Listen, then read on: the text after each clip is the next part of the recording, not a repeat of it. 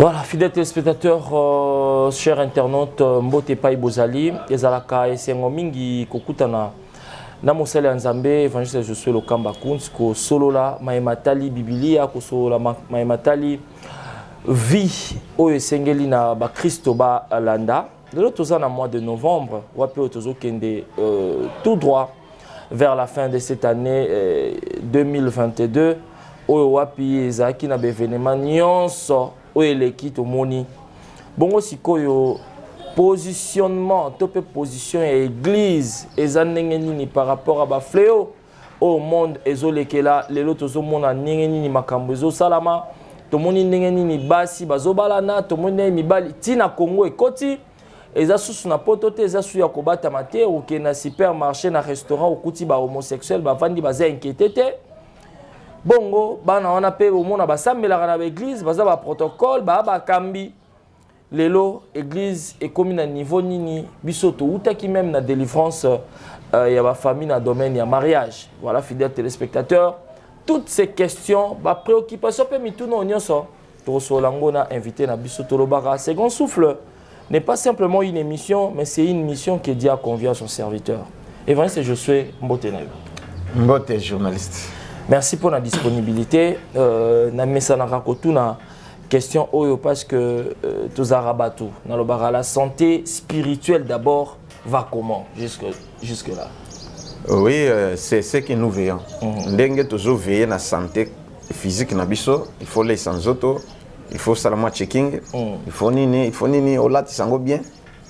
Et la même chose toujours ça la paix na santé spirituelle. OK. Il faut veiller sur ta santé spirituelle. Osala toujours garder l'équilibre spirituel. Vraiment. Et pour garder l'équilibre spirituel, il y a des disciplines à faire. Prochainement. Merci beaucoup. Donc, ils auront toujours dans ma cam papa et penglaka. Mais banda on la rabi sont toujours comme on valise. Donc, photo banda panza yango. Peut-être banda za la descriptage, mais il y a second souffle. Les potos sur la beaucoup plus de eba. Comment s'enquérir de la situation. Mais vraiment, je suis tous en mois de novembre, tout outil. Na mois d'octobre au wapi tozaki na sujet munene wumela kimingi la délivrance des familles dans le domaine du mariage. Mais est-ce que les résultat nini oyo église est bénéficiée na thème oyo dira qui près de 2 mois.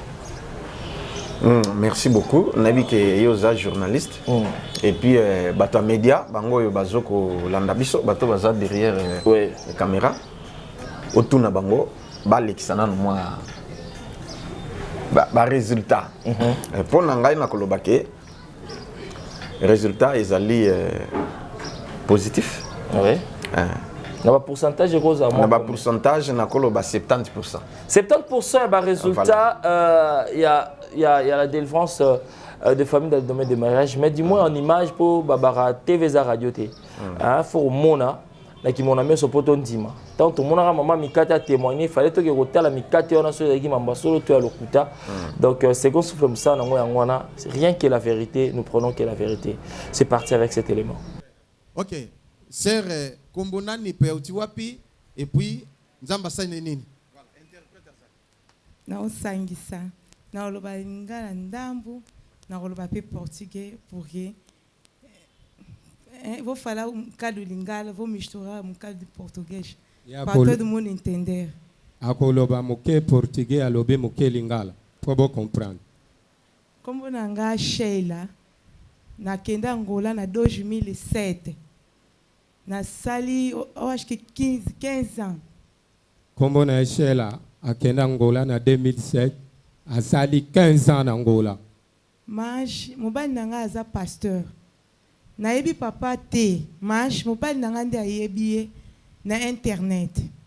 Agora, na comprendre te, na komi liboma na ndako pona mwana nanga moko, na yoka isango moko kindoke salinga pasi.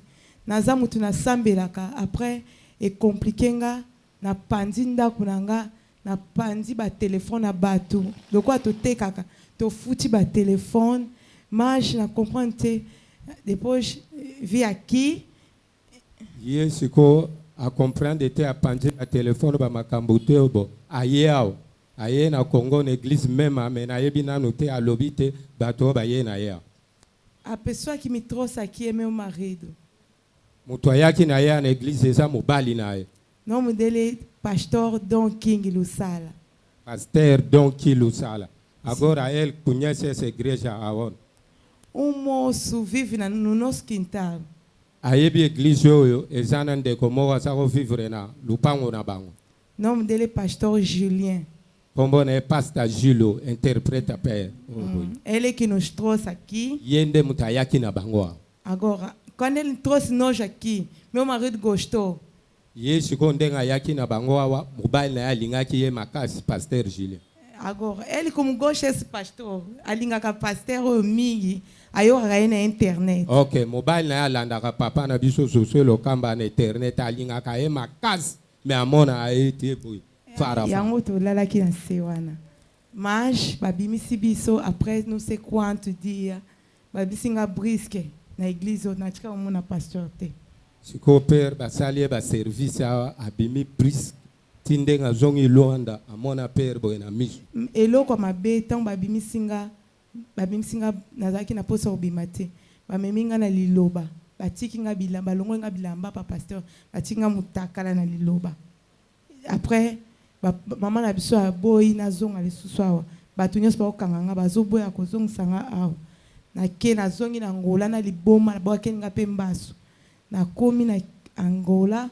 Après nalobi non, eu vou testemunhar. Ye akomi na Angola era nzambe azoswe lokamba asali ya bikambwisi alobi akozonga awa po atémoigner yango aye. Nakimi mobali na nga, Deus tá me vendo, nzambe azomona nga. Nakimi apesi nga $50 mona atekaki semaine wana, epesi nga kanda na futi transport, naza même pas 10 kwanza, même 1000 naza nango te. Nakimi kokima, bamama batemona nga kintal tofana bango lopango mo baza kuna. Nakimi ya kokima, numéro mobali na nga ezali soko bobengi oyokaki ayebi soki asepelaki te nazonga, nazongi uniquement mpo kaka na témoigner nzambe. Leta maboko pona nani mokonzi, nani mobikisi, nani nzambe. Nayambi biye na mobali ne na libanda kuna nde nayambaka na mama mama ne azali awa bon peut-être aye ou pas.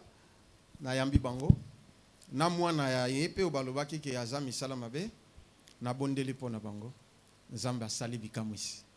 Est-ce que c'est sengote? Est-ce que c'est sengote? Nzambe apambola bino. Merci beaucoup na Just Lokamba pour un élément qui toko mais moi c'est je suis on dirait moi te diminuer hein? Moi te diminuer parce que koyoka batu koloba ko témoigner mais effervescence on dirait batu bazoli na so nzambe te ezali ni passe l'équipe ou quoi. Bon, ils ont encore posé deux questions. Moi te diminuer et pas na nani. Non mais pas na yo, je suis moi te diminuer c'est-à-dire non. Il y a pas de doute mais na lobiga dans lobiga ça va. Et là on a koloba. Auto veya kande yangona. Vraiment. Voilà, nous sommes des humains. L'âme, le corps et l'esprit. Mais nous veillons sur ça. C'est-à-dire, nous sommes à la correcte. Voilà. Et c'est Dieu qui agit. Et c'est Dieu qui pourvoit. Amen. Voilà. Mais dis-moi, na moni mote kitite. D'ailleurs, écoute, na moni mati. Ok. Parce que makambo yi comme ça na masikoyo. Nanga moko na komo kamwa. Voilà, vous allez découvrir après. Tozali bato alolendo te. Tozali bato tozomi kitisa. Pona ko lakisa. Bibliquement, ndenge zolo bake ce n'est pas vous. Hein? Bisoté bato tozo ndenge bizolo. Même s'il y a un miracle qui s'opère aujourd'hui, et je dirais que c'est pas moi. C'est Dieu lui-même. Amen. Vous comprenez? Voilà, c'est ça. Alors nazana mingi olobate moto ya nzambe ezopela ezongala. Sikoyo batu pas les kinde, pas seulement au Congo, mais dans le monde entier. Hein, Hollande siko. Donc pas seulement au Congo, mais dans tous les 5 continents. Parce que c'est annoncé dans la parole du Seigneur. Il y aura des temps difficiles, mais celui qui persévérera jusqu'à la fin sera sauvé. Voilà, nous sommes là, bien que pas l'équipe, mais le col a tous en Zambie. to sentir penza pas yango te. Mais est-ce que malgré tout sentir en côté mais rôle il y a église des années dans moment parce que na moment on sent que la difficulté augmente. Merci beaucoup. Église doit sensibiliser le peuple de Dieu au salut. Il faut toter à l'obiko, la vie éternelle. Ça, c'est la première chose. Tout sensibiliser le peuple na l'obiko. Parce qu'il y a ce qu'il y a l'élo ou l'obi, tous à la sauver, tout le monde va passer au longano na mokilo. Donc, il y en a 5. Deuxième rôle de l'église, l'église est veiller pour que bana nanzame base à la bien. Je dois veiller pour que toi tu aies un travail. Amen. Je dois prier. Donc, là, c'est déchaîné. Là, c'est pour que yo, au bal, au bota, au la bien. Est-ce que vous avez un côté? Yo botate na bota ozana mosité nazana mosi tala no ndengo na santé tout bon au moins donc le rôle de l'église est veiller pour que moutaza la bien. Mais il y a plusieurs églises bango bazo veiller pour détruire les gens, pour les rendre encore misérables, pour les dépouiller. Est-ce que appel de fonds est ça biblique? Oui, c'est biblique. Parce que Ancien Testament comme Nouveau Testament, appel de faits biblique. Voilà. Moïse a salaki yango si ordre ensemble a salaki yango et plusieurs autres même nanini Paul a salaki yango pour na soutenir ainsi de suite. Voilà, c'est que je dirais que l'appel de fonds est biblique. Parce que tout le monde l'église est souffrir donc ba mingi surtout ba collaborateur na bino bato bosala na ba musala balela toujours que ba pasteur Tissilien bazalaka en bon état et du forme, en bonne vie quoi. Par rapport à des comme sous barosala, moins différence c'est Zalara. Entre moi et Namafuta. Et Zalara dit à quoi? Ok, merci beaucoup. Différence il fait Zala. Dengue nzambe pe assez à répartir ça comme nyonso. Voilà, il faut qu'on a la franc et qu'on a la clair. Je ne suis pas un menteur. Tu me connais, je suis franc. Na Bible, attends nzambe moko. Différence c'est Zala entre souverain sacrificateur, sacrificateur, na ba lévite. Vous comprenez? Oui. Moïse, à cause de moko na Aaron te. Aaron, à cause de moko te na banana ye, na banana na bamsusu. Voilà, c'est ça. La répartition na bique tokoya tour msusu, c'était un enseignement. Même apôtre, na acte des apôtres au Rokuta. Avec que peuple babane koya ko semer, hein? Bazopé ça et tout, mais il faisait la distribution selon, hein, oyoka. Yozoti nanga kaka natanga Bible natanga Bible. Ouais zabile ya mokolo mais oui babi ekima bisote na munoko eza livre ya loi. Oui. Alors tant que le peuple bazoya bazo semer bazo pesa ba offrande ba dîme ba nini tout les consorts mais il faisait tout en dans la Bible comme ça on va répondre un peu. Acte chapitre 4 na bandi na verset 32. La multitude de ceux qui avaient cru n'était qu'un cœur qu'une âme. Nul ne disait que c'est bien lui appartenait en propre, mais tous étaient en commun entre eux. Les apôtres rendaient avec beaucoup de force témoignage de la résurrection du Seigneur Jésus.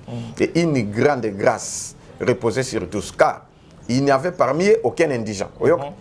Tous ceux qui possédaient des champs ou des maisons les vendaient, apportaient le prix qu'ils avaient vendu auprès des apôtres et les déposaient aux pieds des apôtres et l'on faisait des distributions à chacun selon qu'il en avait besoin.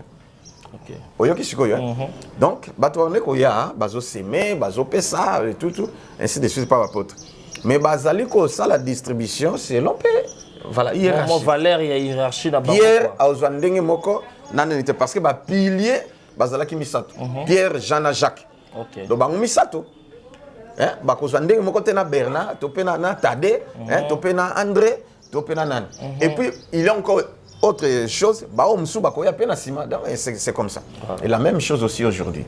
Et je dirais ceci, yosa journaliste. Comment na mema, na luba église msute, comment na mema. Otuna aprenga ezanan. C'est le berger Ben Lokamba. OK. Est-ce qu'il souffre? Ah non. Hein? Autobala, non? Oui. Ajunda, non? Oui. L'église paye sa maison, mais l'église ne paye pas ma maison. C'est ça une différence. Ah, on comprend. L'église fout la côté. Mais il y a berger, église monte. C'est le bon point. Mais dans la salle, l'église est quoi qu'on soit en charge et qu'on soit berger en charge et tout. Mais du moins, ils ont que pasteur Zala monter en malam. Que Oyazo Sala, Oyazape Simanayo a se retrouver. Chaque culte, j'ai dit ouvertement, chaque culte, Ndengembong Kotaka. Et Koti, par Yanzambe Longwe, 10% et Longwe. ba musicien bazui par na bango modérateur azui par na ye interprète azui par na ye berger azana droit par na ye pe berger ko ndenge moko na bango te ngai pe naza pe na par na ngai et puis oyetikali eke na caisse. Fidèle téléspectateur, Marambo ezamba liboso to ka un serviteur de dire ça na média vérifiable, vérifiable. Mais pe na cahier ezali. Il y a même un rapport. Oui, il y a un rapport wana ezali même na cahier. Botu na pasteur die ki zeula. Botu na chef à protocole, chef nani Bénédicte. Voilà, c'est son qui gère ces choses. Bon, pour dire que tokoya mukolomsu poto la kisa. Bana Nzambe noir sur blanc, ancien comme Nouveau Testament. Ndengini noko kamba église. Mais voici je suis. Osana mon livre Vengeance pour pas passer ba nyorola yo. Place uzalaka na début. Randi. Marambo zongisa lelo, on dirait ils a deux poids deux mesures. Yo zotinda ngana na fungole susu makambo. Mais tandis que te ngana na journaliste za mutuna. Bon, Nzambe pa mbola musala zo sala artiste. Amen. Amen. Bon, na lobi boy. Un jour je souffrais. Un jour, Christ m'est apparu. D'abord, là, passez le qui. Je souffre. Vraiment, je souffre, Seigneur. Aide-moi. Nazoyemba, c'était la nuit. Ti, na monimba moko, abimelingai. Mais tant abimelingai, yaza ovanda na kiti. Comme un roi, assis sur son trône. Ah, mon fils vient. Naye ameminga atinga penza boye na kuisi naye ameminga ndenge papa memaka mwana aisiye ngai mai na miso nde na bandole la kana diboko naye aisiye ngai bino ne pleure pas mon fils, je suis avec toi. Amen. Jour ananda salaki na alliance na loba mukolo mususu makamang mais phrase aloba ki na ngai, comme toi tu as souffert, je vais te bénir, mais pense à ta ceinture tous ceux qui sont autour de toi. Vraiment. Va se retrouver. Oyoki, nabi na yoki. Ici. Mais voilà, il y a des choses comme ça. Il quand même oui. Alors, et là, on a vu ma nature aussi. Même quand j'étais païen, je me dépouillais. Nako kuta mutu nako kabele. Baninga bazwa. Ya zwa ngana. Bon, ça peut être un mutema na botamelie donc ezala vena iné quoi. Même surtout ni sango. Ndeng nazalaki na couvent nazalaki ka bongo et puis sango pe oyo aboko linga pe papa nanga azai pe ka bongo ya ko kaba nyosa zananga kabi donc il faisait de ça la soldaka quoi. Oui, même bongo même c'est ça sa nature et ngai pe na saleka ke ezoka na botama nango quoi et bon je faisais ça. Donc c'est pour un jour tobé ta secret au Kaba parce que au Kaba o ezala mambebele et bomba na sima. Et même aujourd'hui aussi bato bakanisi ke nazala mbongo so ndengité ezani nalingani mutamo na pas cité. Donc ce qui nazana ngo nakozwa na kabi même ba maman église plusieurs na kotanga te na mbongo ba fond commerce na pesi ngana nanu ba mbongo garantie andako ngana nanu nde nanu témoignage donc au lieu de bato musika dans naza pemeni donc eza nukutete mambo. Mais dis-moi, vous avez même mingité, vous êtes déjà à féliciter par rapport à l'évolution, à la vitesse à 5e génération, il y a Android, il y a la vitesse sur Internet, mais un pasteur qui a fait l'effort que même les collaborateurs vont se retrouver, il m'a imité, il a bien pour et il a dit base, il y a bleu, ça ça l'église est belle, il a pensé ah bon, au moins ce qui monte aza bien affermité et akutani na église qui a se retrouvé te allez yepe anga pe na ko fungulo yanga wana ndé mabe biso tout traverser bongote hein qui na se retrouvé te mais na zawana ti jusqu'à ce que nzamba ko kisamoka nona oh mon jeune frère moi que c'est ngakoko na molimo apesa autorisation de bâtir à ton église na peut-être ba pesa autorisation de bâtir oh ba pesa pierre donc yepe que c'est autorisation et ça moi pas si mingi et ozala bien mingi to za na bosembo pour vie na biso changer et parce que je suis mois de novembre depuis bandaki il y a un thème oyo ezalaki na roba courtisé mais donné par l'inspiration, je ne sais pas celui na moko to nzambe mais explicitez-nous un peu tozo lo belanini vraiment na mois de novembre oyo.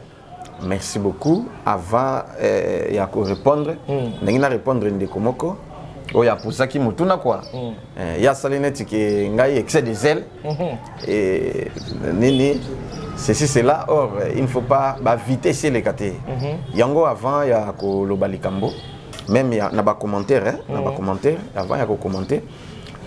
Il faut réfléchir bien, prier bien, ou au benginga.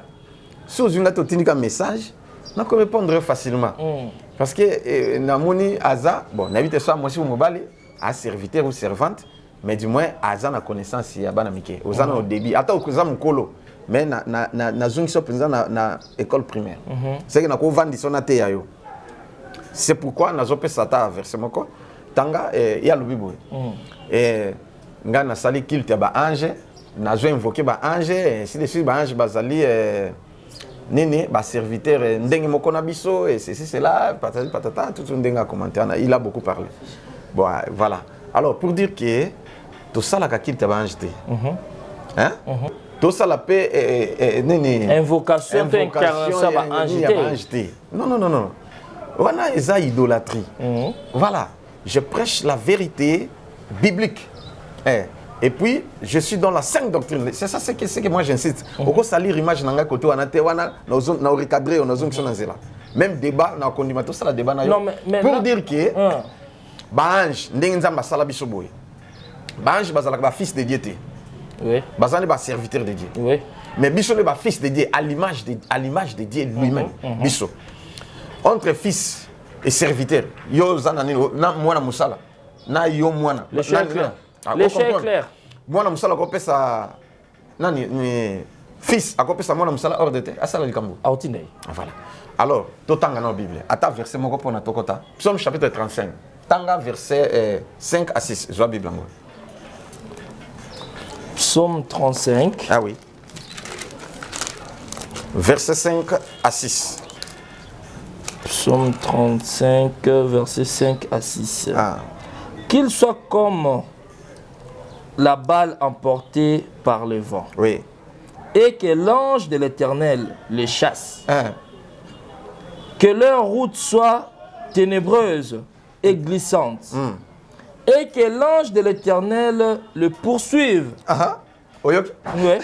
Non, continue. C'est-à-dire, David a se retrouvé face à Banguna Naï. Il faisait sa prière. Abi Nzambe, namoni Banguna nanga balekebele, voilà. Éternel, défends-moi contre mes adversaires. Combat ceux qui me combattent. Saisis le petit, grand et les petits et les grands boucliers. Lève-toi, brandis la lance, tout, ça la prière. Qu'ils soient hontés et confis, mes adversaires, mes ennemis, ceux qui m'en veulent. Ils sont nombreux. Mais Seigneur, alobini, abonde, obi, que l'ange de Dieu, ange Nzamba Sanin, Alanda Bango. Ange Nzamba Abeta Bango. C'est que David, que l'homme selon mon cœur, il est aussi prophète. Roi, musicien et prophète.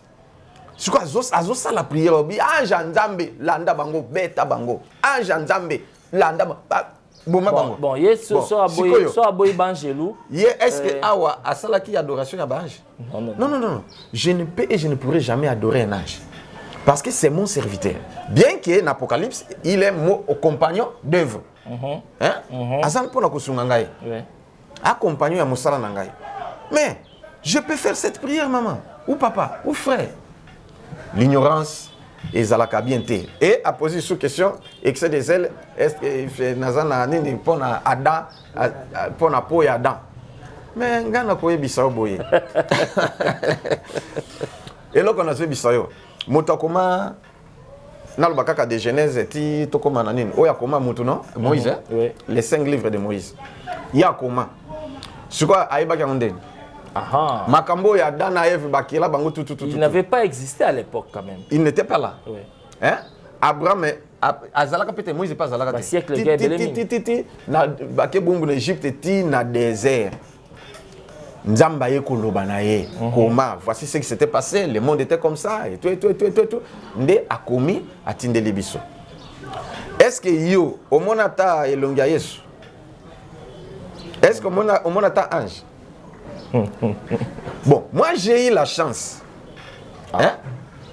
Je ne demandais pas à Dieu que l'accent est prophète, l'accent est j'ai vu Adam. Nzamba l'accent est bango. J'ai vu Isaïe, Jacob. Je l'ai vu. J'ai vu les anciens prophètes. J'ai vu Jean-Baptiste. J'ai parlé avec lui longuement. Vous comprenez?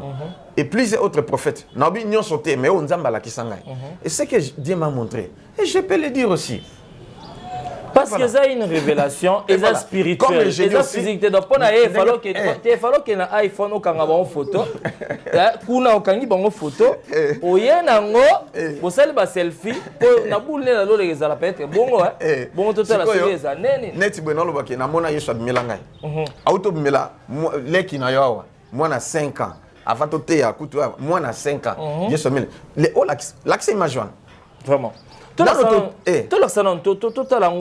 en illustration même tout capé ninga soloba et ça la bien mingi. C'est parti. J'ai fait les rêves, j'ai vu Jésus. Quand j'ai vu Jésus, il m'a salué.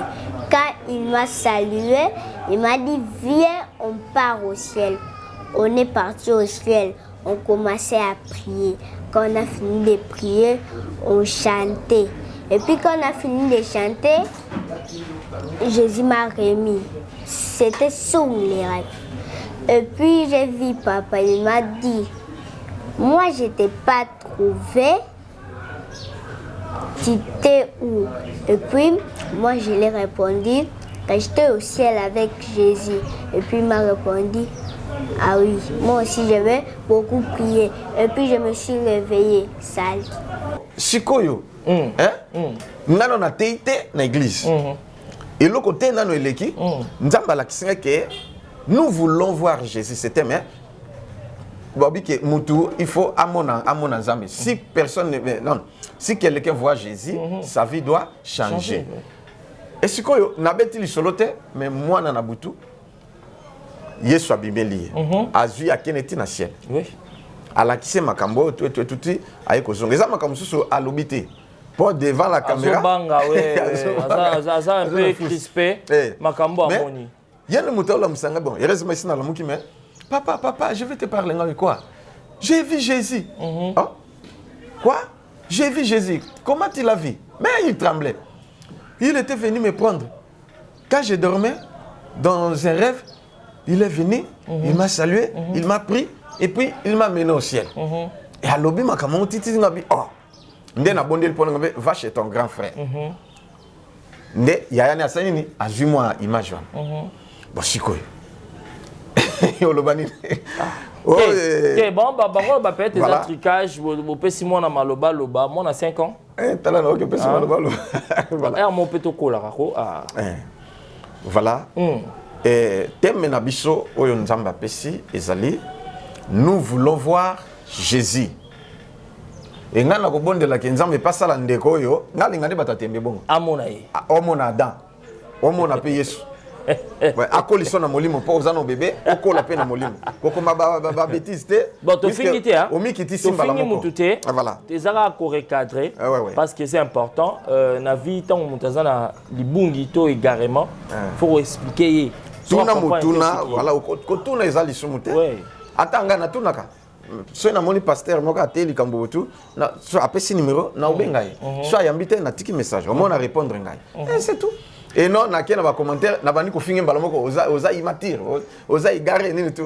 C'est la bassesse et puis eza bato baza mir na parole était. Ngana ba selega litomba na lola. Toyeba na rendez-vous banen bon kota banen bon kota te. Parce qu'il y a un des actes très importants. Je sais pourquoi voir Jésus en ces temps si difficiles. En ces temps si difficiles, c'est très important cette question. Nakoloba, en ces temps difficiles, nous devons voir Jésus afin que la vie change. Voilà. Parce que dans la Bible, dans Jean chapitre 12, verset 20, Tanga Yango, et 20 à 36, mais il y a Tanga Kamwa Mukiwana. Jean, Mokanda Jean. Jean chapitre 12. Jean 12. Jean chapitre 12. Dans une opportunité, autant la Bible est à Liboso. Donc, les olègues sont dans ma Bible. Pour la première Bible et histoire. Bible miraculeuse. Bible. Jean 12. Verset 20. Le verset 20, j'ai lu au nom de Jésus. Amen. Quelques Grecs du nombre de ceux qui étaient montés pour adorer pendant la fête s'adressèrent à Philippe. Yoka, quel est grec? Bah yaki pona ko adorer na Jérusalem. Ba uti pays mususu. baye na Jérusalem pour baya ko sambela pe baye sikoyo batuni Philippe baye pas na Philippe. Voilà, de Bethsaïda en Galilée. Et lui dire avec instance, Seigneur, nous voudrions voir Jésus. Philippe alla le dire à André. Oui, André et Philippe le dirent à Jésus. Bato bauti pays mususu baye ko samba na Jérusalem. Bon grec ti na Jérusalem, Grèce, tu es Israël, les amusika mi. Eza musika. Mais baye la par mer Méditerranée pour que ti kuna. Tango ba komi wana. Ba sambeli na bango, ba adorer. Mais ba non. Oyo toyoka na sango. Oyo pe toyoki sango na ye.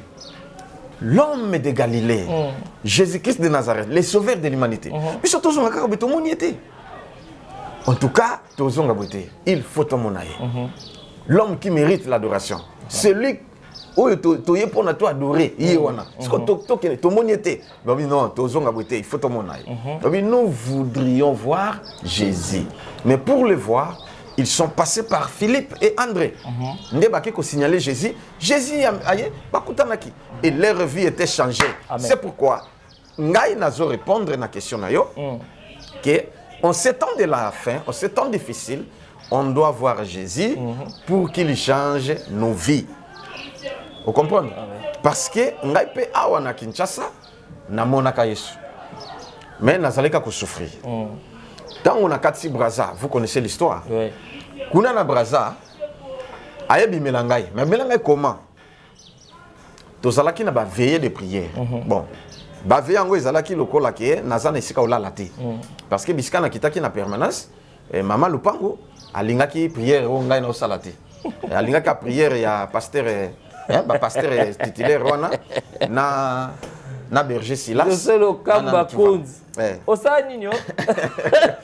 Yango moto aza na vérité a sepela na ngai. Mais moto aza na nyamu nyamu. A sepela na ngai te. OK mpanzi. Voilà. Alors, sikoyo tant on a commis parce bon, voilà, na beta li solongo je pense. Oui. Premier jour ngana na butu na sambeti tongo 5h 6h, maman na yeko toquer na porte, pas question qui a où est le pasteur qui vient de Kinshasa? Pourquoi avec tes prières tu dois cesser ou je vous chasse de ma maison, vous quittez? Oh. Tant ba misinga ben c'est toi. Non.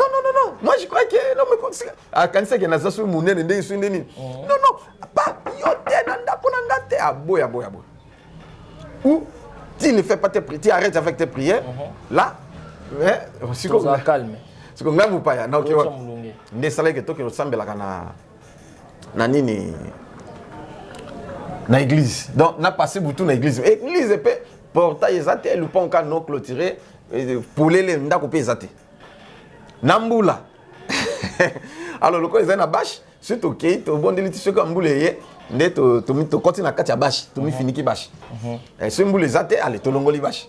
Voilà, c'est comme ça qu'on faisait pendant longtemps. Alors on est jour en wana to zo bondela, to zo prier. Tozala ngai berger Silas, tozala 8 personnes. Ngai berger Silas, frère Eric, frère Blaise, frère Christophe. Mais ça date déjà près de 20 ans, on a tout. Oui. Effectivement 20 ans, parce qu'ils allaient en 2002. Oui. Sœur Nana, sœur Nene, Jolie, voilà, on est au nombre de 8.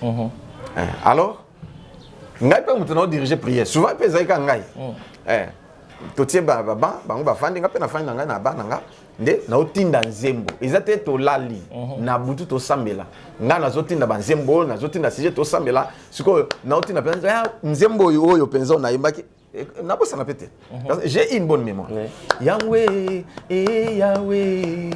Yahweh Nzembo to embara parce que le est mamal souté hein qu'il est le changer mambe belé l'église et comme un instrument va bosser na mbunda na maboko ah église.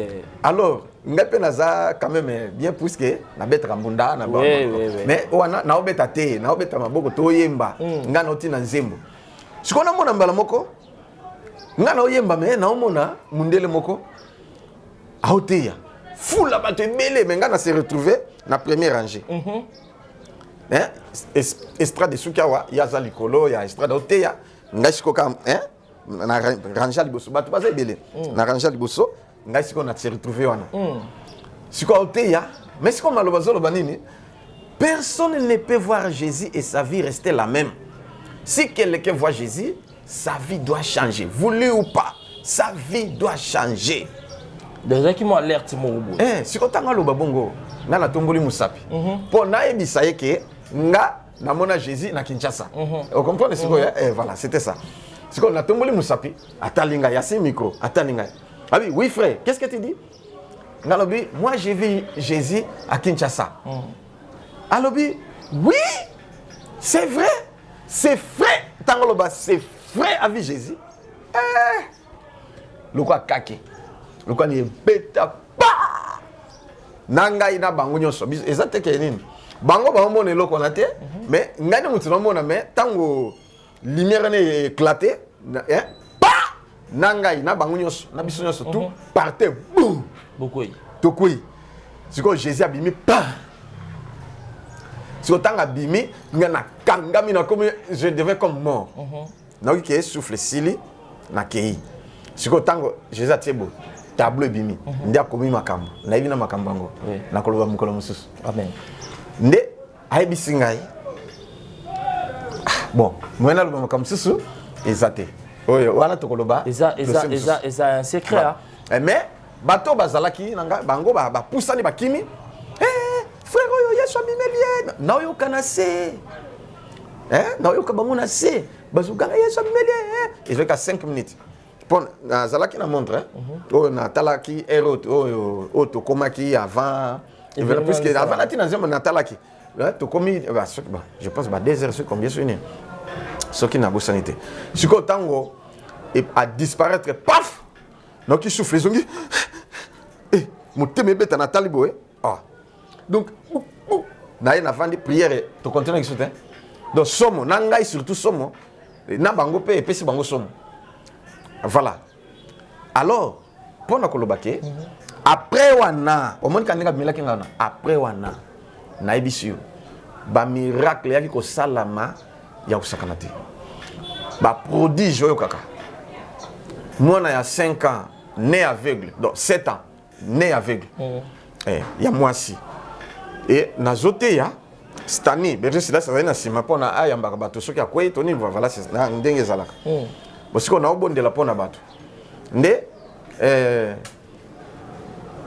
nzai pota senga makama bato na oloba na obondela pona bato siko baye na mona na siko nani berge sila a souffrir na litobi eva mono yo aza aveugle botama aveugle ya baye na ye na oki motema na te fait ngabi rien wala foko ta doute po testa nini yo ko kaela velo abitambu sangai ya papa siko siko yo na oki motema na te betu ngana betu kana motema lobi ha etalinga te na tie pe maboko ko na simbi na tie maboko na kombo na Yesu na fungoli misu na yo nyose kangaki misu na yo longwa au nom de Jésus amen amen na longoli maboko na bitalangai atalingai simba cravate na ngai na mona asimbi pour attaquer chemise na cravate asimbi na bitika atiki bato bakombo hey c'est que mon amoni na tie loboko na bisi pochette na tie bo na bi simba pochette atimbi alandiango na tie bo alandiango na bo landanga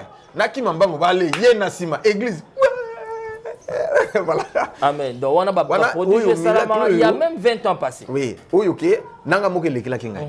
Maman ya mona nga piqué crise. Donc à comprendre était. Donc et créer nini sikoyo ba miracle salama ke belé mais pour nazala bref.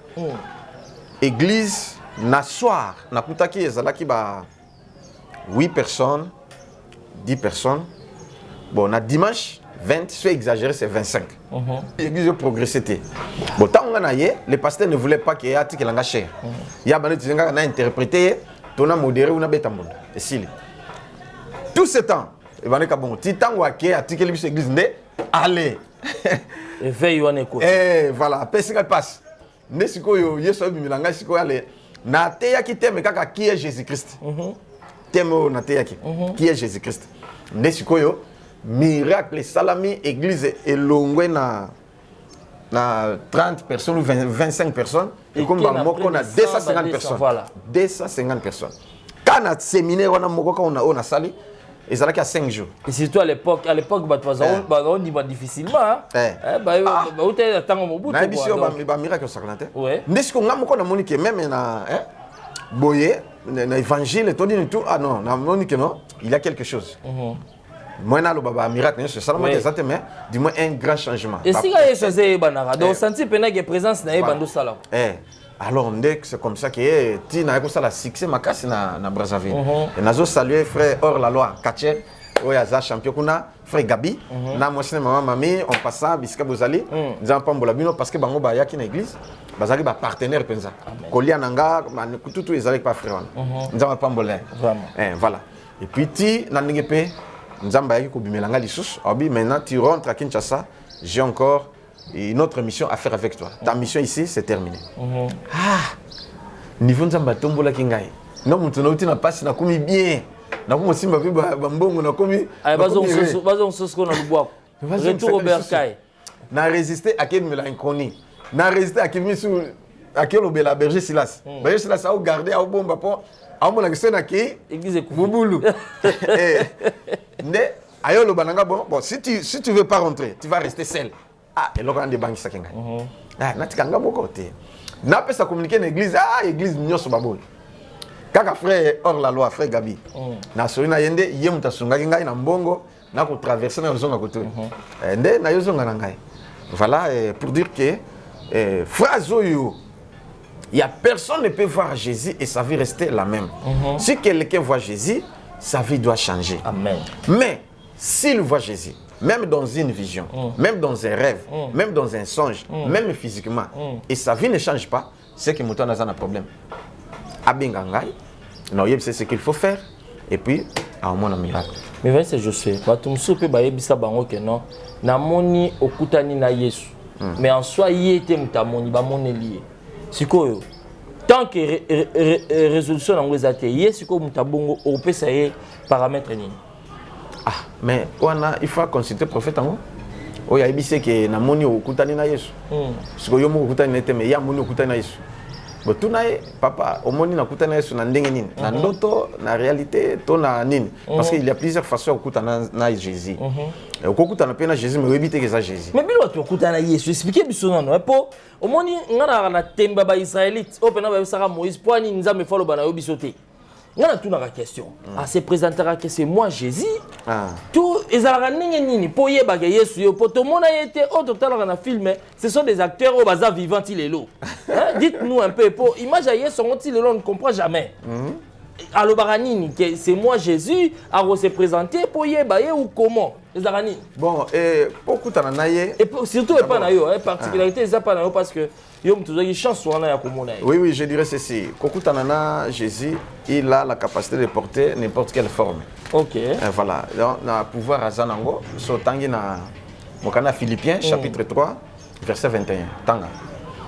Philippiens, chapitre 3, oui. Verset 21. Voilà. Qui transformera le corps de notre humiliation en les rendant semblables au corps de sa gloire par le pouvoir qu'il a de s'assujettir toutes choses. Oui, ok. Oui. Qui a le pouvoir de s'assujettir toutes choses? C'est Jésus. Ako bimelope nzete. Denga bimelaki Moïse. Moïse a mon nzete. Nzete me epe la moto me ezikate. Ako bimelope libanga. Libanga wana oyo bana Israël bana mais la maille conscience que zalaki ye. Mais oye ba pété.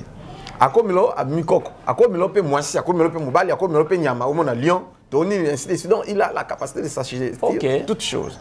Akomilo pe mwindu, akomilo pe bon ça bimelo ngungi. Yosko monega ngungi bo. Voilà, c'est pourquoi. C'est pourquoi hier akoko se présenter tout comme akoko se présenter. Parce que dans Zela Damas, abimela ke sol. Mais la lumière kaka. À quoi monsieur Koufié, mais qui est-il pour régimber contre les aiguillons? Mais qui est-il Seigneur? Pour qu'il ait l'envie, c'est moi Jésus. Comment elle s'est présentée? Bon, monsieur Soupé a se présenté. Mais kaka yomoko et ça, bon l'a sauté. On comprend le sens moko kandenga bilimba la moko voilà. ba ke Yesu ye. Voilà, loko moko o ezakati no donc molimo na nzambe yeli biso que c'est le Seigneur. Vous comprenez? Bon, mususu pe abimelio donc okoyeba te ke ça yelo côté. Voilà, eloko na kolo bake na ko détailler ba sorte surtout oyo ya bimelanga mais mususu kuto na yebite ke ça na yebandi après. Vraiment. Pour outil qu'on ignorance.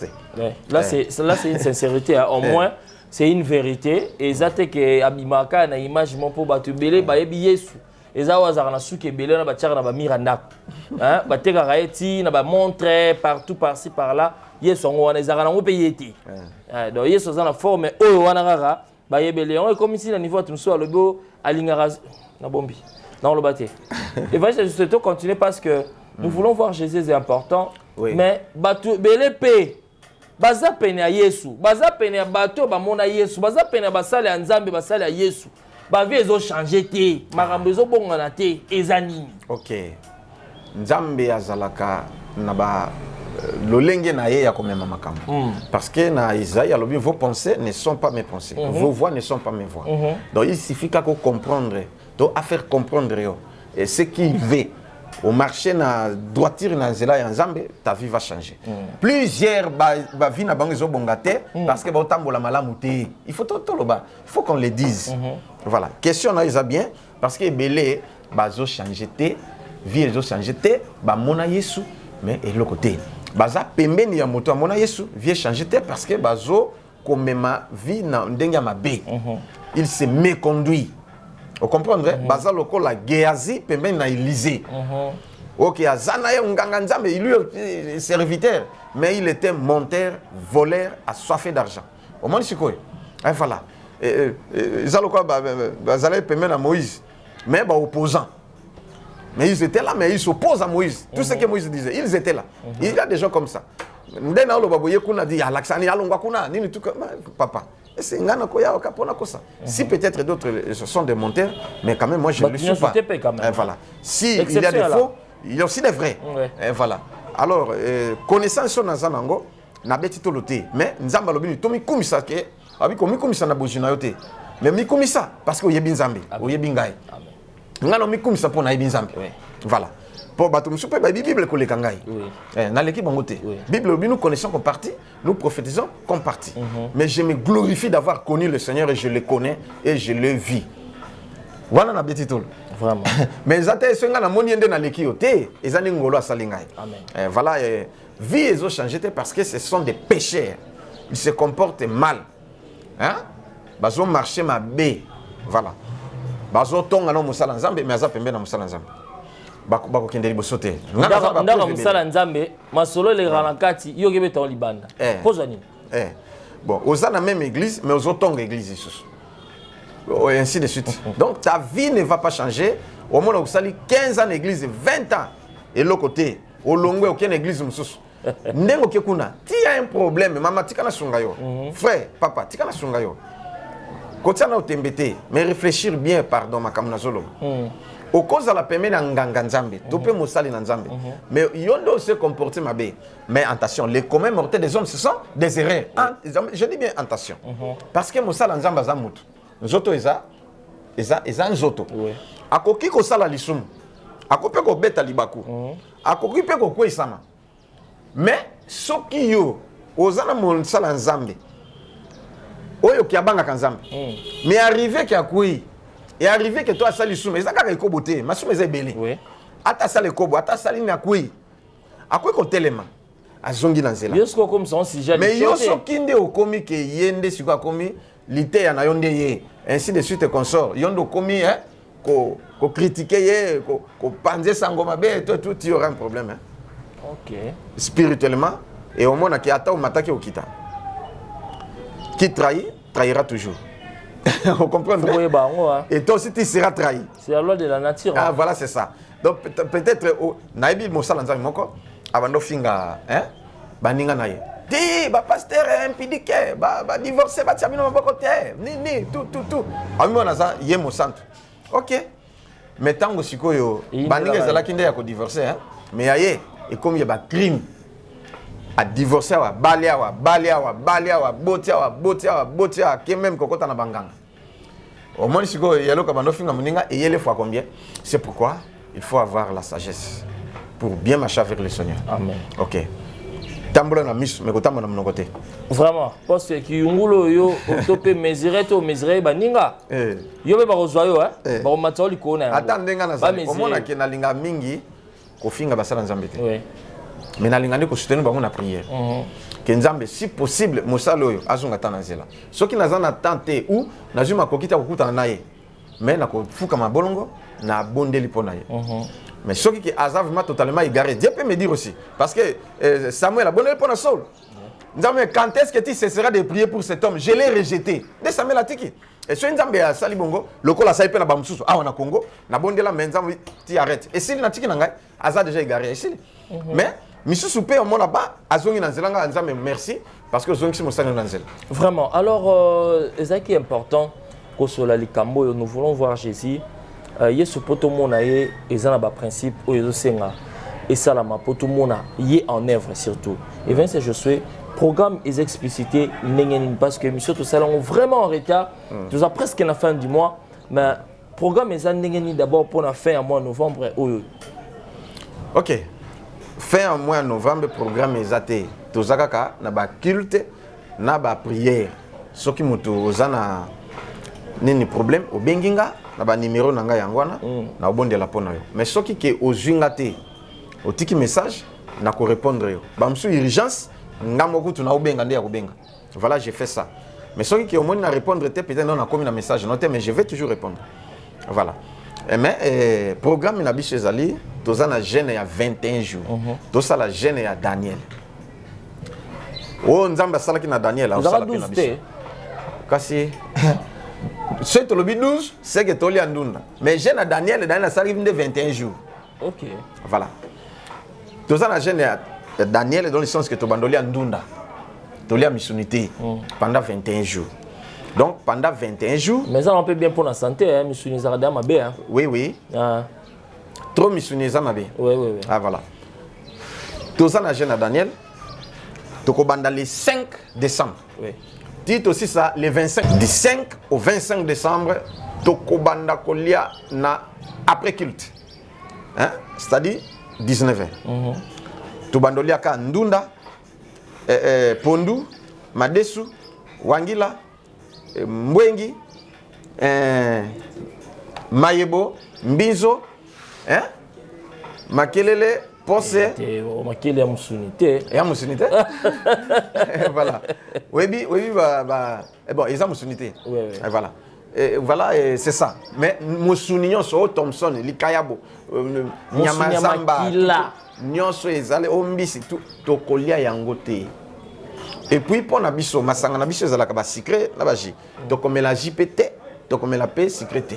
Tomeni mai. So yaou oui. Ou mai pendant la journée. Ti après prière ndetolier ndunda. Loso ndunda tana loso topema tembele tona kwa ya badina yo c'est pas un problème. Ya makemba c'est pas un problème. Bah oui, to koti pena ba végétarien tonde panda végétarien nde to komi siko ba végétarien pendant 21 jours. Alors, le 25 décembre to ko pambola mosali na Nzambe. Donc po pambola mosali na Nzambe Josué Lokamba Kunzu. Na ba mwenyo so oyo ko kozala nango. Tam soza na mbongo te ata pantalon, ata chemise. Tam eloko nyonso oyo komono. Balinga mina nkolo. Voilà, toza miibite hein. Parce que miibi tant ozo ba chemise. Ba tinda mnene pa mangara ozo ngopamba. Donc faut même na taille. C'est important. Kasi mutalinga tinda tuni taille na lata M. Voilà. Même na ta 2XL. Voilà. Donc même XL non mais L, hein? M topé L. Vraiment. Bon, voilà. On a chemise et puis veste on a 48. Ouais. 48 on a veste et puis chaussures ou quelque on a 43. Vraiment. Voilà. Donc moi nous avons on s'est raté pour ils ont compatir. Ah mais baninga bazaka. Voilà. Voilà, atape mbongo, atani donc eloko monike opambula mosali na Nzambe. Otindi yango soyo otsenga numéro o kombo to pesio nde otindi na yango pe nzamba ko pambola yo. Amen. Parce que pendant une année, tu traverser ba époque na bino, na tei quand même bino, na enseigné bino, na sali quand même quelque chose.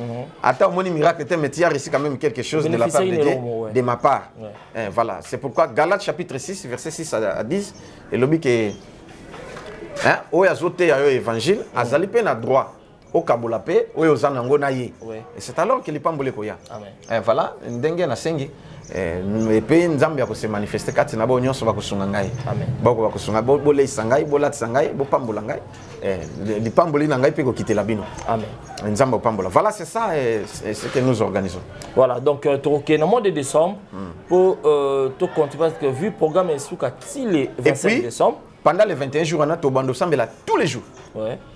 Du 5 au 25, tous les jours, tu vas nous sembler. Tu vas nous sembler na soir, 16h30 à 19h, 16h30 à 19h, sauf dimanche. Pendant le dimanche, on a, tu vas sembler à 9h à 12h. Mais du lundi au samedi, tu vas nous sembler tous les jours. Tous les jours, voilà. Donc c'est important ces programmes, fidèles téléspectateurs, quand on les 5 est dans plus ou moins 10 jours. Donc il faut se préparer. Comment est-ce qu'on s'abrite na jeune Daniel Oeza très important. Net nga nazolo kana konda musana mfasa mbela pona ngana bo malibu moyo. Donc na jeune déjà sungangai. Vous avez déjà billet de moins bagresse redimné. Alors je suis un dernier mot na bandeko bazui chance à hôtel à biso parce que c'est très important. Bilobananga suka ezali to veiller parce que Christ akoya le loto lobi. Oui.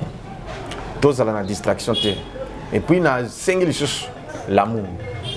L'amour nde mobe konzamba tikela biso. Vraiment ce que moni mutazo azana ene katinaye, il n'a pas connu le Seigneur. Celui qui n'a pas l'amour n'a pas Dieu. Donc faisons un effort de garder l'amour dans nos cœurs. Aimez même vos ennemis. Et faites du bien à ceux qui vous maltraitent. Moi je le fais. Nabeti tolote, mais je le fais. Alors, vraiment tout garder vos lingoana. Mais Bobo Sanataire, programme, ce qu'on m'a dit que ça yangote, au signaler biso quand même. Peut-être aux opérations, opérer, topé, repos médical, tout, on peut le faire à votre place. Mais dis-moi, tinde la biso ka kombo na yo, et au lieu papa, ngai na zali na topé, ou bobo, nde na osala teme bo sala pona ngai. Au tindi kombo na yo. Et si to ko sala pona yo, nous sommes là pour vous. Vraiment. Voilà. Voilà, alors fidèles téléspectateurs, je crois que le message était très bon. Biso comme Nasuka, tu viendras boiter, papa a kosambela pona bino, mais bon, les Rogers ça aussi un dossier à chaque parcelle.